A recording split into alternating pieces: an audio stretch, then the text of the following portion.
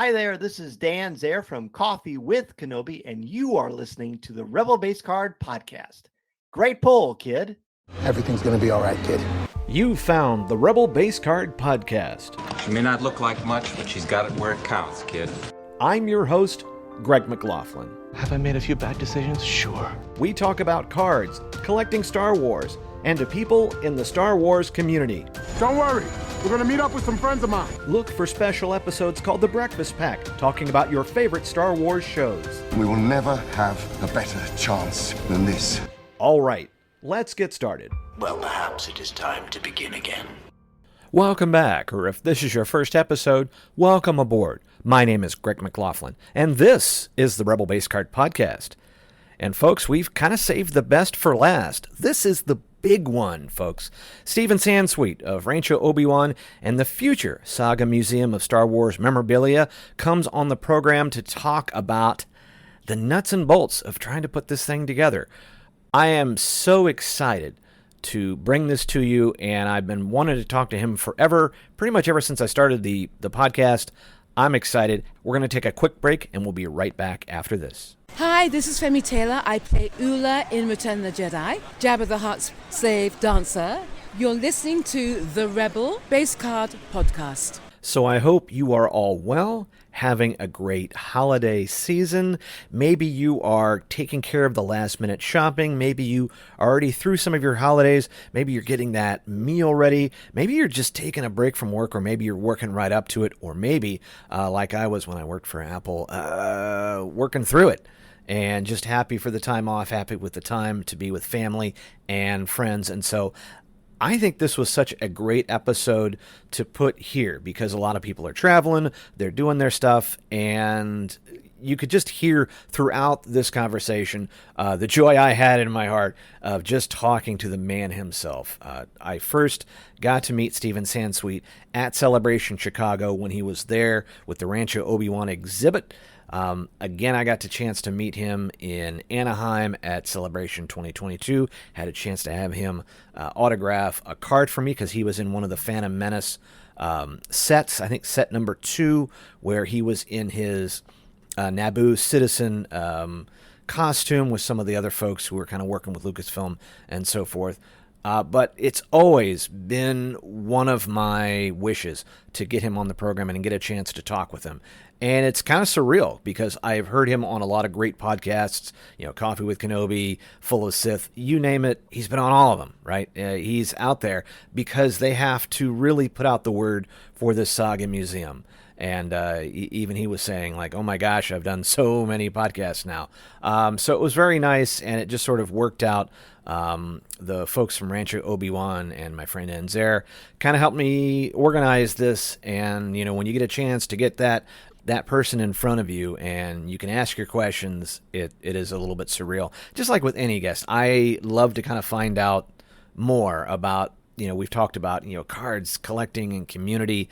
This is the big community one. Let me kind of give you kind of a breakdown of events. In October at the Mopop Museum, that is the Museum of Pop Culture in Seattle, Rancho Obi-Wan had a gala fundraiser to kind of announce their intentions to try to build the Saga Museum of Star Wars Memorabilia. In November, I had Dan Zare on the program, and we talked a little bit about that announcement, some of our thoughts about it, and sort of the legacy of collecting. And today, we're going to hear from Steven Sansweet himself about how they put this fundraiser together, kind of the nuts and bolts on how this would all go down, and what would happen in the future for Rancho Obi-Wan and himself, as well as the collectors, the members of the board who are putting this together. So we're going to go ahead and get into my conversation with Steven Sansweet, and I'm going to see you on the other side. We're in attack position now, sir. Hold here. We're not going to attack. I have my orders from the Emperor himself. He has something special planned for him. We only need to keep him from escaping.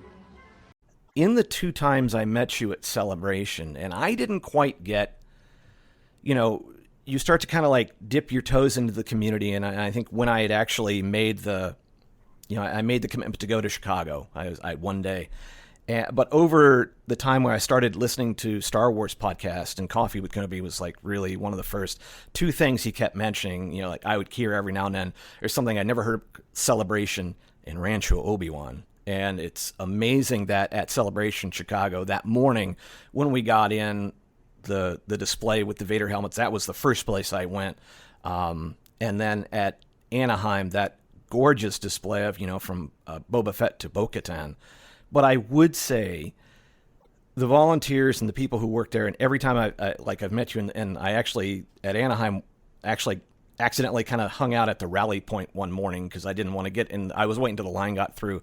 But I would say, I wanted to say thanks to those volunteers at Rancho Obi-Wan who were so nice, especially when in Anaheim, I was, you were signing some things, you had some scheduled signings, and then I'd asked, I said, could I get him to sign something? And they kind of passed me through. So I got this unique little second or third tour through the exhibit, and they were so patient. It's like, hey, I think he's going to be there. And you came up and you signed, and it was one of those where this is the one where, you got your Theed Citizen on this Phantom Menace card. But I just wanted to say thank you to you and to the Rancho Obi-Wan folks who couldn't have been kinder to some idiot, That's great to hear. We have wonderful docents and volunteers. We couldn't do it without them. And it's kind of funny because, like, in doing some of this, I think it's the goal of when I listen to them, you talk about the first, the celebration with Dan Manson and putting all that together and what it was, by fans, for fans, the lifelong now friendships I have made and the threads I'm in every day, talking to folks that you would only maybe meet at a celebration or you get together and everybody has that. What Star Wars was all about was that group experience was just something that, right. I think it just elevates it. In someone who has kind of stepped back, right? Your executive founder and chairman of Rancho Obi-Wan, Ann Newman, runs the place day to day.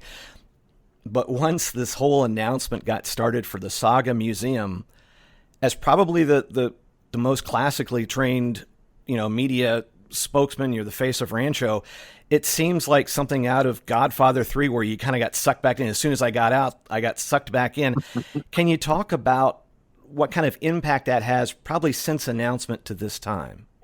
Well, I've been doing more podcasts in the last couple of months than I have done in the last several years, I'll tell you that. It's been great fun getting back in and doing podcasts with people that I've done podcasts with in the past, and meeting new people like you online and getting to know folks a little better. So it's, to me, Star Wars is that wonderful sense of community. That's what makes Star Wars Celebration what it is.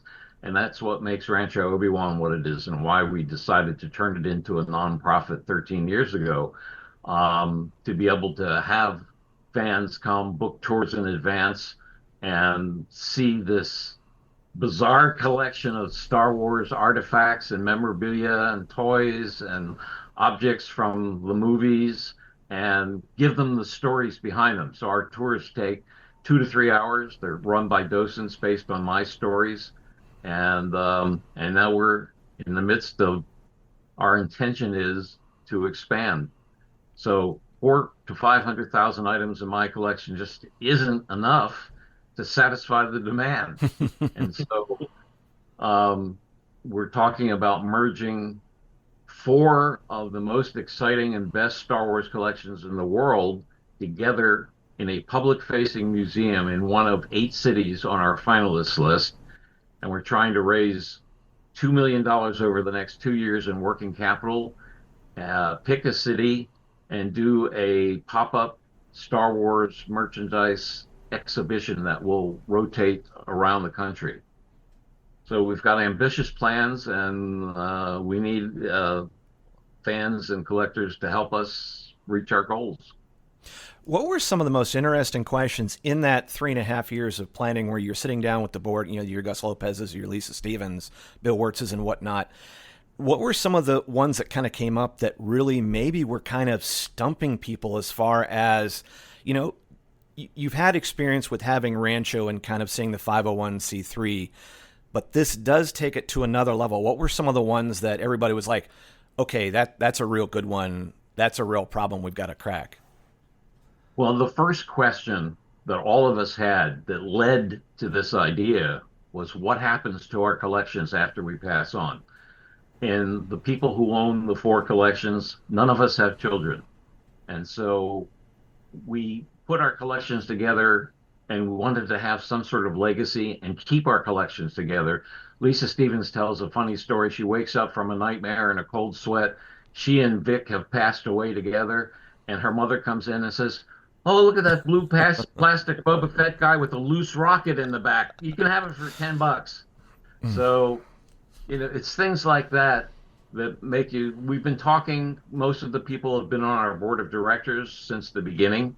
Duncan and Gus and Lisa joined our board several years ago, and her husband Vic works. Lisa and Vic own the collection together, and it all started because people like Gus were wondering, what am I going to do with the collection? What happens to the collection after I've spent a lot of time and effort and knowledge, learned lots of things putting this all together? What happens to it after I'm no longer here? How can I continue to share it with fellow fans and collectors? How can we make an impact? And so that led to our board of directors about 3.5 years ago to start weekly Zoom calls and a subset of our board of directors. The first thing was buying a 600-page book on how to put a museum together. And there are all kinds of questions. I mean, some of which we're still grappling with. Where do we build it? Can we get an existing building that we can remodel? How much will it cost? How do we raise the funds? What kind of people do we approach? How do we get to people who have funds, sufficient funds, and are fans of Star Wars and understand the nature of popular culture and how it can be used to educate people?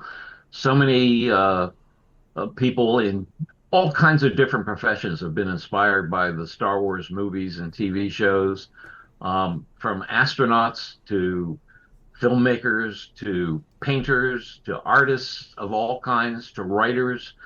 I mean, Star Wars has been an inspiration for nearly 50 years, and we want to tap into that and help educate the next generation into what the meaning of Star Wars is, what the practical applications are, how things like lightsabers can exist in the real world, and things of that nature. We want to have an educational program that brings in people who have worked on the Star Wars movies or television shows. We want to be a place where Lucasfilm or licensees can premiere something like a new book, have a writer there, have a lecture, and have people buy and have the book signed.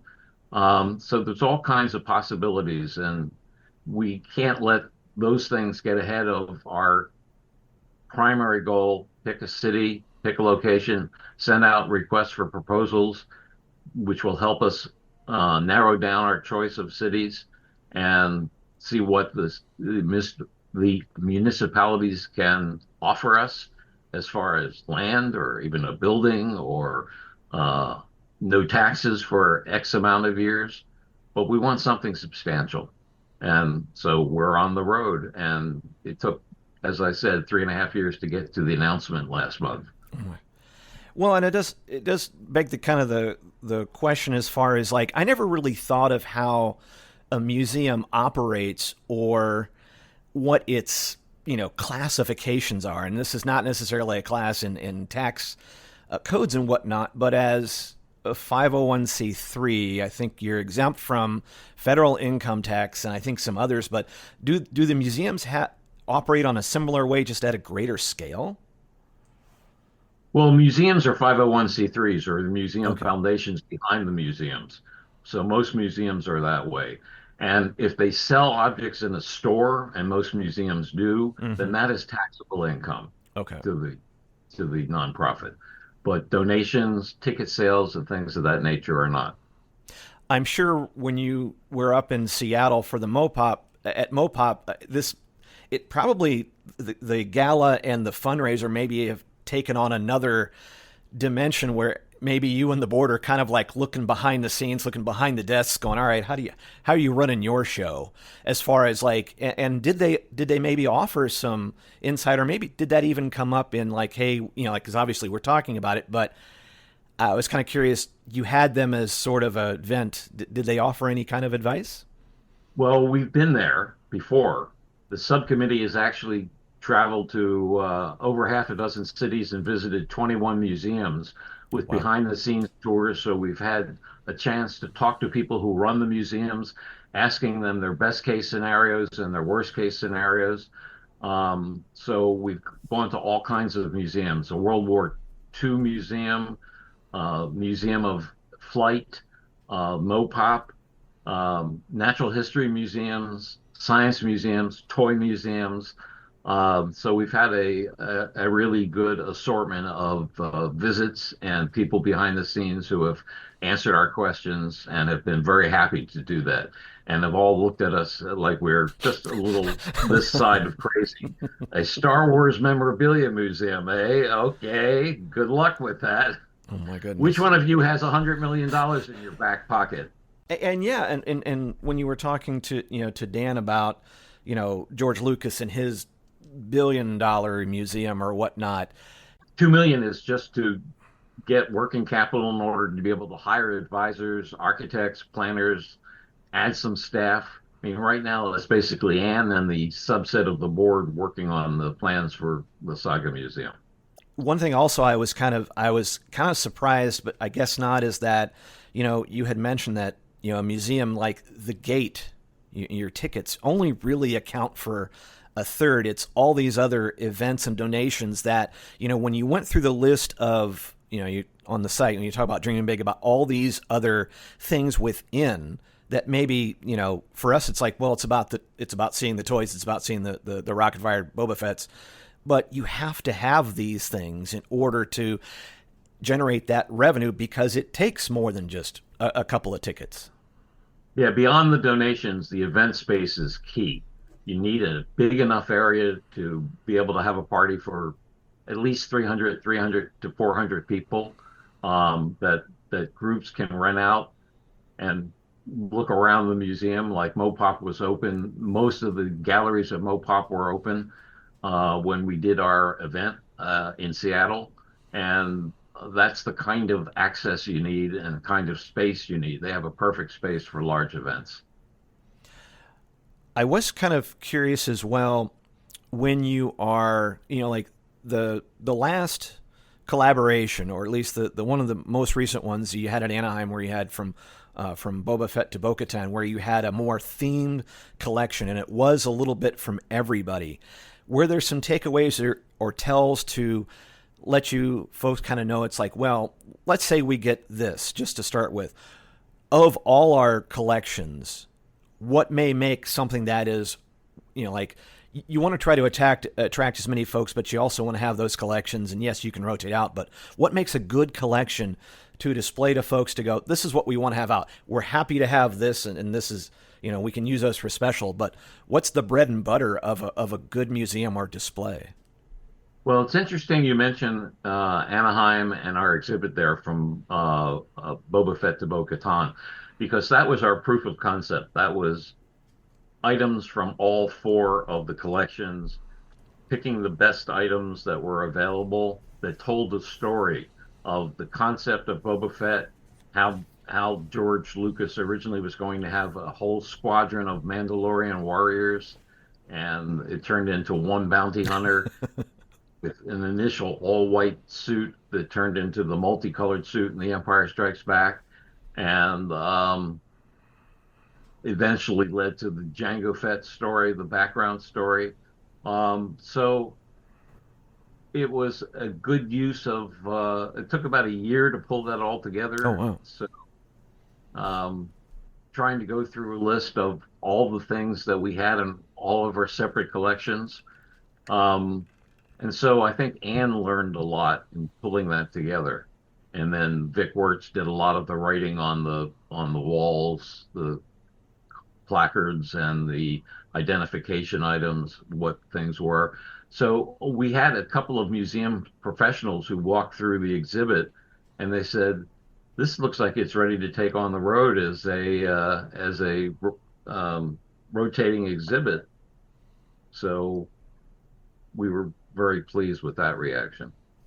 One of my favorites, as an aside, is at the end of that, you had an area where kids and some adults who are kids could do little cards, sketch cards, as it were, that went up, and I spent an inordinate amount of time just enjoying myself, and thankfully a friend of mine took a picture of me. But I like that interactive piece to it, and I do think that lends itself to Saga, where it's like another thing where you don't think of maybe an area, yes, educational area where you have your, someone like you have Dan up there talking about, Dan's there talking about, like Star Wars and mythology of, but just an area, hey, just have some fun.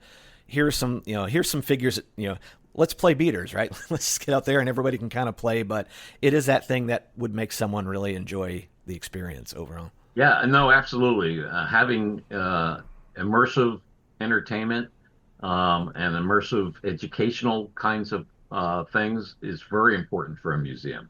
I mean, there's high-tech ways of doing it, and there's low-tech ways of doing it, like the doing the sketch cards. We had Dave Filoni do one, which was from...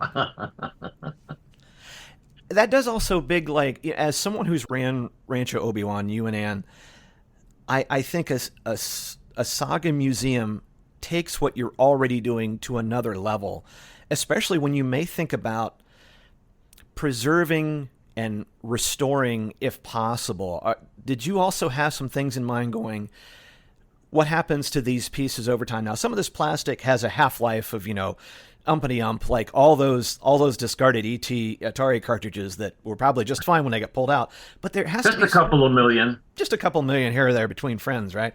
But there has to be stuff that you go, as a collector and someone who has this going, this really needs to either be stored properly, or if there is some restoration available, I'm sure that goes, yeah, I'd really love an area to do that. I think when you have a museum, you need to work on constant restoration, keeping everything clean, keeping the air well circulated, make sure the lights aren't impacting or the sun is not coming through the windows in the wrong way. I know from the very start at Rancho Obi-Wan, when the only thing available were fluorescent bulbs, we had special archival clear tubes that go around the fluorescent bulbs that cut the UV to almost nothing, so that the toys, and we have no windows in Rancho Obi-Wan, so we're protecting the toys from light. There's certain things when you use a cheap plasticizer for your action figure bubbles and they turn yellow, there's very little way to prevent that or restore that. So you can do so much. But Gus Lopez has probably the most exciting and best collection of original props, costumes, and helmets. He even has some Bob Mackie costumes from the Star Wars Holiday Special, the infamous Star Wars Holiday Special. So those things need to be taken care of and preserved. He owns the original Death Star from Star Wars. When I hear you talk about them and I see some of the pictures from them, any collector just salivates. And I think my only regret is that why didn't I come up with a name for my collection sooner? Because Boba Cabana or the Sithonian, you're just like, of course, why didn't I think of this? You're like, I'm not as much of in my nerddom as I should be. I'm like, oh shoot, I have a shelf, but I don't name the shelf. There are a bunch of ranchos around the world. Sometimes the collector will ask me whether I have any problem with it because they're actually imitating our logo. Rancho Vader, or that's fine. You do bring up a good point about when it comes to the proper display. Like an extreme example is in Dublin, the Book of Kells, where it's like there's no photography. It's in a dark room. There's special lights. But when you think about the environmental impact of some of these locations that you're talking about, anywhere from like the Northwest to California with wildfires and all this, where it's at, has a lot to do with how much it's going to cost us to maintain. For us, it'd be like, everybody like a normal person to go to a museum going, how come there are no windows? And we're all like, no. No, it's got to put everything behind closet doors and open it up just when you need to. But I'm sure that's come up in your discussions. There's a fine balance there. I mean, you have to have it available for display. You have to make people comfortable and not go in there worrying about why is everything so dark? Why can't we take pictures? I mean, you need people to interact with your items on display. And that doesn't mean touching them or lifting them up. Things need to be protected, but you also need to have the interactive kinds of items too. So maybe we reproduce on a large size rocket firing Boba Fett to explain why this was never produced originally and why some of the ones that came later had the rockets that were 10 inches long. At some point, I know that, thankfully you have that Lucasfilm tie-in, but in talking with them, I don't necessarily know if you need a buy-in or if you just have it. Is it a gentleman's agreement, or how is the relationship? I know with Rancho, they're okay, but on a Saga level, were there some talks with them to kind of get their, I don't know if it's blessing or like, oh, okay, cool. Absolutely. We wouldn't do it without Lucasfilm and George Lucas in the loop, and we have them both saying, go for it. It's something that we couldn't do ourselves. It needs to be something by the fans for the fans. If it came from the corporate Disney Lucasfilm axis, it would seem like, okay, we just want to sell more merchandise. That's not what we're planning to do. That's not what Rancho Obi-Wan is. We have a little gift shop with Rancho logo merchandise, but we're sharing the collections with the world, and right. That's our goal. And to help educate people and get them familiar with the kinds of work that goes behind making the movies and TV shows and all the new technology that's involved, how they produce action figures, what the steps involved are, what they were, what they are now, the differences. All of that goes into making a museum that's interactive and immersive. That does kind of beg the question of like, would there ever, would there be a desire to, need to, or want to sell other merchandise? Like, it's amazing where I can go and not see a Lego set on sale. Does that help, or does it just get in the way, or is like it's just easier if it's Saga or just Rancho themed, as it were? Well, it depends on the size of a gift shop, and I think it's certainly our plan and desire to be able to sell licensed Star Wars merchandise, but not the stuff that's available everywhere. But more exclusive kinds of items, higher end items, or maybe just the line of Hasbro Star Wars action figures that are difficult to find in the big box retailers because Star Wars attracts a more narrow potential purchaser. So it would be nice to have a full line of the Hasbro figures. I'm sure they'd go pretty well, except for the peg warmers. Well, I was going to say you could probably get a really good deal on Phantom Menace merch. Which is something, like I said, Phantom Menace has become popular again. 25 years ago, it wasn't as, it made a lot of money at the box office, and there was a ton of merchandise out there. In fact, too much merchandise out there, and it was available at every gas station, mom and pop shop, you name it, it was there, staring you in the face. And several companies went out of business because they produced too much merchandise. For episode 1. But I think there's a new look at it, and there are a lot of people who say the prequels are their favorite trilogy. So, and there's some people who say the sequels are their favorite trilogy. A lot has to do with what you saw first on the big screen. That's true. Yeah, even I'll be doing a show where a friend of mine was a big fan of the Comtech figures, and I was overseas during the 90s, and so I missed all of that. I saw Phantom Menace in the one theater we had. But yeah, I sat there and he was showing me of these NFC chips and all this, and I'm just like, all right, I have to have a Comtech reader now. I don't know if I want to start collecting all the figures, but I'm like, the thought of it was just sort of like, what a great little interactive toy. And I'm like, the sounds and things like that. So it's kind of fun to now look back because, one, as a collector, they're not that expensive. There's stuff to be had, but you can still have fun even though maybe it wasn't, you weren't around for the first time, or maybe you had 6 of them and got rid of them. Right. Because, time, space, money, you've really had to refine what you've collected, and you have talked in the past about it. But I am kind of curious, going forward, does the Saga Museum affect the way you collect, or are you now thinking when you're collecting something, do you have an eye on, oh, this would make a great piece for, or it's like, it'll solve its own problem. This is what I enjoy. I think the latter. It'll solve its own problem.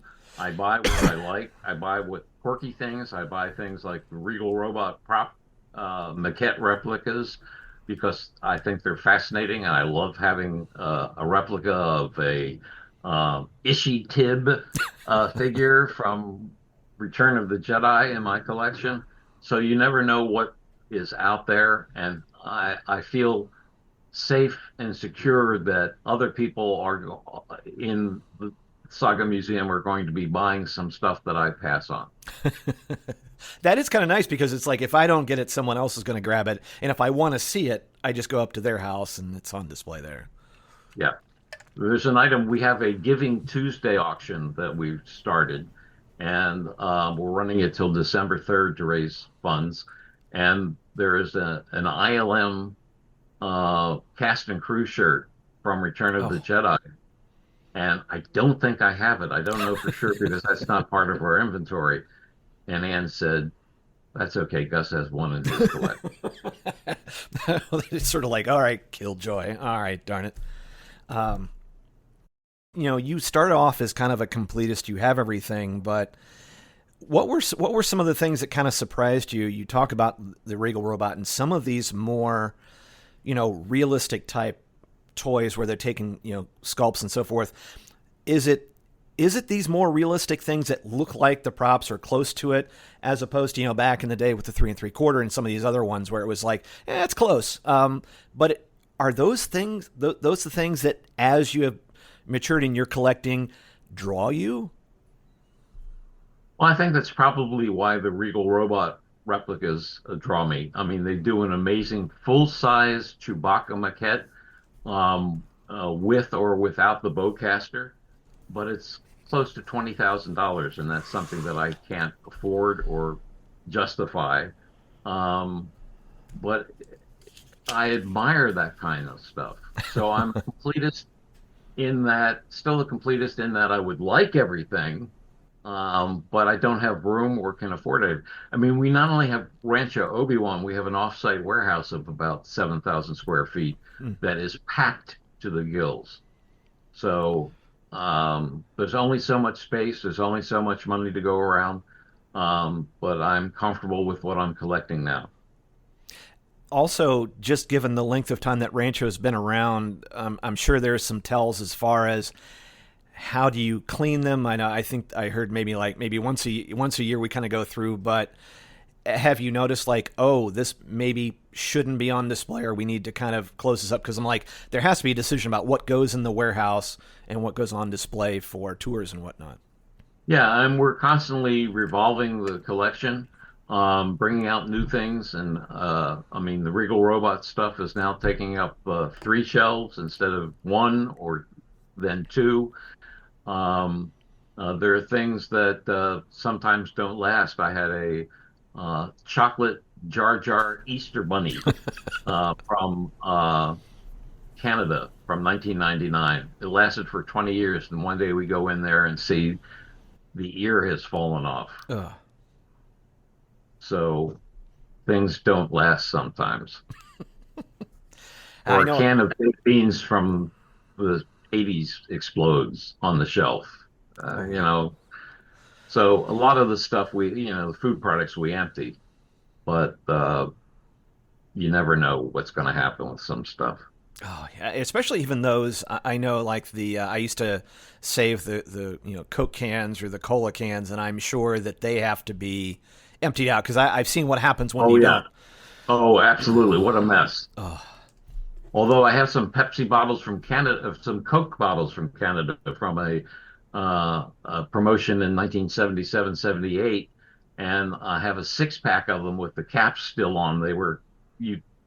took off the covering of the cap and you'd see what prize you won, or whether it was an illustration of Leia or Luke, something like that. Well, this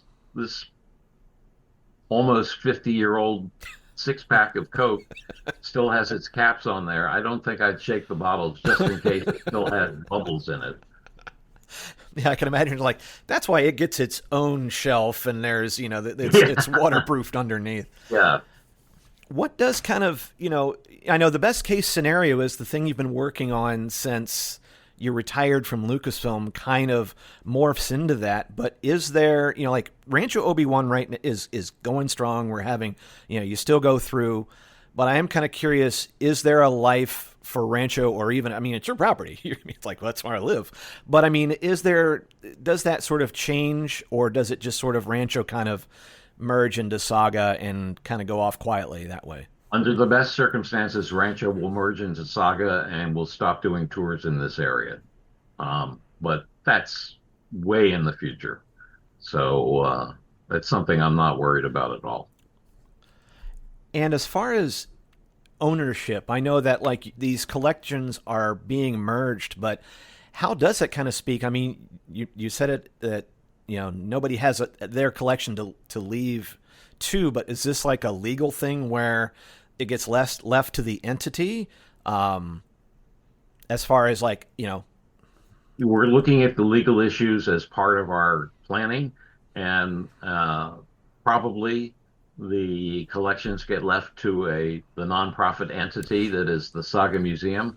We're going to use the Rancho Obi-Wan as the 501c3, so we're doing business as the Saga Museum, so we can leave the collections to the nonprofit. They're individually owned now. Okay. Yeah, because that's what I was kind of curious as far as like how does it come into play. And I know, one of the things on the Saga page was like, in addition to donations, you can donate, stock, you have other things. And you're probably really glad that you worked for the Wall Street Journal instead of like Better Homes and Gardens, because I'm sure the financial background you got, even just being around it, reporting on it for so long, probably helped at least familiarize yourself with setting up, Rancho and how these things might work, or, maybe it's even some of the pitfalls of reporting as you did for all those years. Gives me a basic understanding, but we still need to talk to the experts because the laws have changed so much, and the rules, financial rules, are always changing and are likely to change again in the next 4 years. So we have to be on the lookout for any kind of changes in the situation. And then just for like, as I am member, I was so happy. I had started my Rancho Obi-Wan membership at 2019, and I love the fact that the little kit things say member since 2019, but I had 1 year lapse, one of those things where, if you're thinking like, all right, is it Star Wars Insider? Is it Rancho? All this where you're like, all right, I can't do it this year. But when I got my membership card again for this year, not only was my number the same, but it was like still since 2019. I'm like, oh, that's so nice. I guess you can't give it to the number to another member, but I did like that continuity. But it was just something I like that just extra little detail as much as the Christmas cards. I dig the Christmas cards that Rancho puts out. Well, now they've turned into New Year's cards. So we got a little late 1 year, and we decided New Year's cards are just as well, and so we morphed into New Year's cards. We may go back to Christmas cards. Who knows? Something that kind of came up, and I was kind of like trying to figure out where I wanted to kind of set this particular question, but it does beg the fact that Greg Hildebrandt passed recently. And let's say that the Saga Museum was a thing already.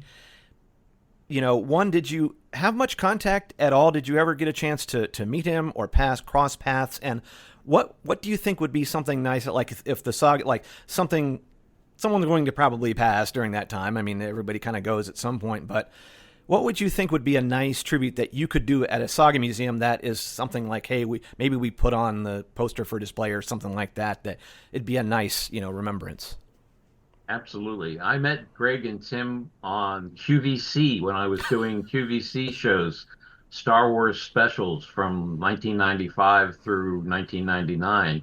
and we sold some. I think they were on for the uncut sheets of Shadows of the Empire cards. They illustrated 100 cards, and there was some great stories in the Topps magazine and the Star Wars Galaxy magazine about how they would take photographs of people in costume and then turn that into art. And I knew Spiderweb Gallery, their main gallery, and worked with them. Bought 4 original pencil sketches from Shadows and 1 original painting.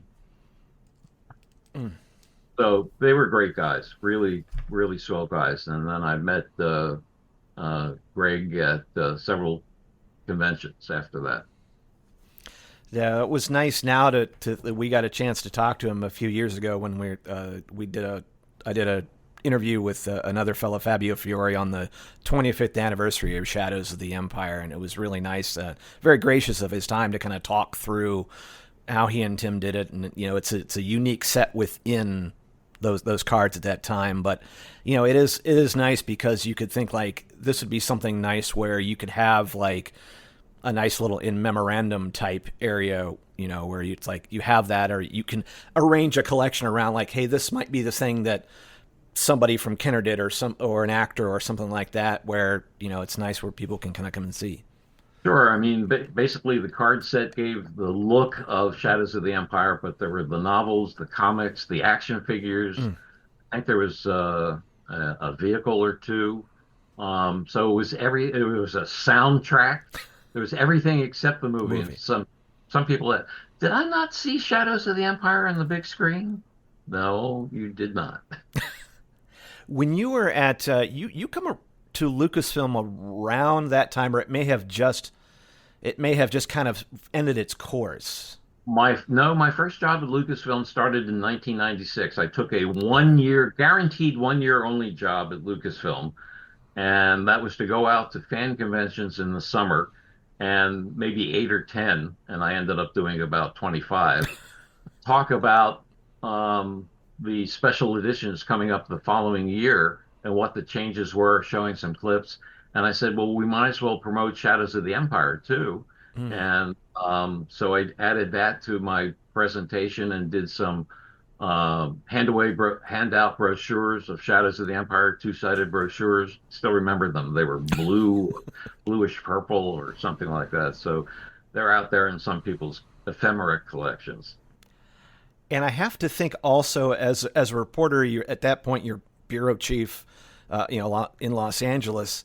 You've had access to folks at Lucasfilm. You've interviewed George Lucas, but now you're on the inside. I'm sure it probably took a little while for you to turn off part of the brain that just continued to really want to act as a reporter, because it's like, now I get kind of this access and these stories, not to like the details, but I'm like, you're probably asking everybody in the offices around you about like every last detail of the job. At least I would, but it had to be surreal those first weeks, months, and whatnot.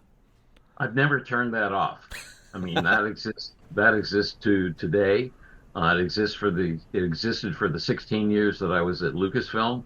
I've written 17 Star Wars books, or co-written. So that writer and reporter in me is still there.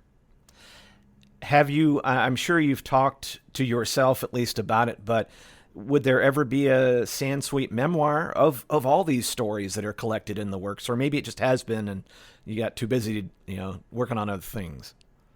I'm not sure I'm interested in doing that. Anne has been trying to convince me for the last 10 years. She hears some of my stories from my Wall Street Journal days and said, that's amazing. You need to write a memoir. So we started doing during the pandemic, we started doing some online a virtual museum and interviews, and some of them were about my childhood and some of them were about my career at the Journal for 26 years, and some of them were about working at Lucasfilm. But I'm retired, glad to be retired, and don't want to face writing a memoir. That is something where you'd probably have to be sequestered in a room away from the collectibles and so forth, and it probably that would, of anything, would probably maybe be more work than what you've signed on for, and keep and it all would that. be. Yeah. Well, I'm enjoying retirement. I did want to say, as we kind of close this particular discussion, is there anything else about the Saga Museum? And please let people know where they can find it that we haven't had a chance to talk about. So you can go to ranchoobiwan.org/the Saga Museum, or just ranchoobiwan.org and do the click menu and go to Saga Museum area of the website. We have a wonderful 5-minute video that explores all 4 collections and the people behind them, as well as some of our other board of director members, and really gives their reasons for wanting to do the Saga Museum and what our hopes and some of our plans are looking ahead. So you can also go to that site and buy some things from the Rancho store to support us. For a $100 donation, you can get one of our very first posters, a 2-sided poster that spotlights the announcement of the Saga Museum. One side is a parody of the advance poster for the original Star Wars movie, the black and gray poster, and the other side is a poster promoting the gala up in Seattle with a Millennium Falcon guitar on it. You can donate, you can ask questions. There's an online form to ask questions, and but it'll give you the whole story and lots of photos of Rancho Obi-Wan too, and stories. Excellent. Also, and you had kind of mentioned that there might be some pop-up exhibits during this particular time. Any kind of thoughts on a particular theme, or maybe just an extension of the Boba Fett to Bo-Katan one? Well, I think we're looking at Star Wars soon to celebrate its 50th anniversary, so I think we'd want to start at the beginnings and do an exhibit on how things have changed and developed over 50 years. Steve, I just want to say it was a pleasure to get a chance to have some of your time and talk about this. It's kind of exciting. I think once you kind of, like I said, dip your toe into this fandom and see Rancho and just see, it's just a celebration of not only everything Star Wars, but everything we love about Star Wars. And it's just sort of like, there's the mama collection of everything that we have. And when we're, perusing Targets or, going into Five Below or something and to see something, it seems like I'm not the only one that am I crazy? No, I'm not the only one. There's folks that do this and love this, and it's just such an extension. But it was I appreciate your time. You're very gracious. My pleasure, Greg. Can I offer you a libation to celebrate the closing of our shared narrative? Once again, I want to thank my guest, Stephen Sansweet, for being on the program and really helping me check off one of the big bucket list items on the podcast that I've had for a while. I was so stoked to get a chance to talk with him. He was amazing. And once again, I want to thank all the folks over at Rancho Obi-Wan who helped me put this together, as well as my friend Dan Zare. This was amazing. And how about this? It's our last podcast of the year. Can you believe it? Episode 175. We started off the year with Steam, and it's coming right around the corner. Next episode is going to be the Steam preview show, where my friend Tom Gross and I will talk. Hopefully, we'll get Ross Holleben on to come on as well, since Ross will also be going to Steam into Star Wars.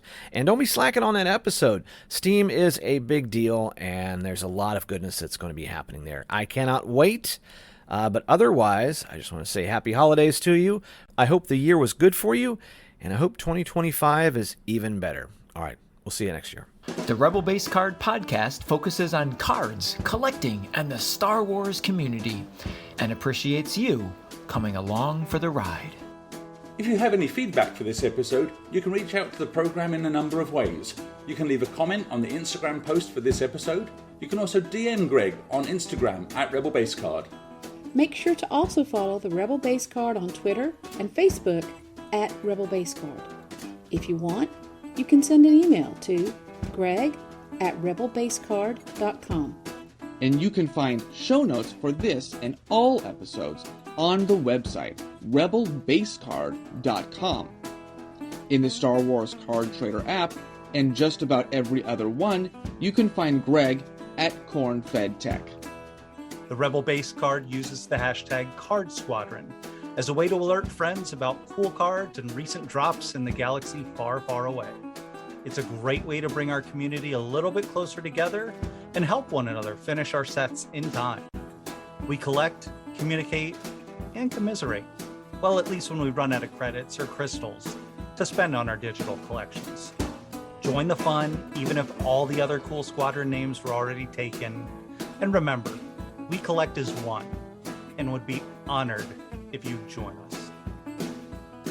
And if you are a sketch card artist, or Star Wars artist or collector, cosplayer, and want to talk about your work, your craft or passion, drop Greg a line. I'm sure he'd love to hear your story. You can also help the show by leaving a comment or review on Apple Podcasts, or wherever you got this episode. Otherwise, the mission is clear. Keep those cards out of the hands of the Empire, and the Rebel Base Card will return soon. This podcast is not affiliated in any way with Topps, Disney, or Star Wars, nor is it endorsed by Disney or Lucasfilm, and is intended for entertainment and informational purposes only. All names and sounds and any other related items are properties of their respective trademarks and/or copyright holders here in the U.S. and abroad. The official Star Wars website can be found at www.starwars.com. That's it.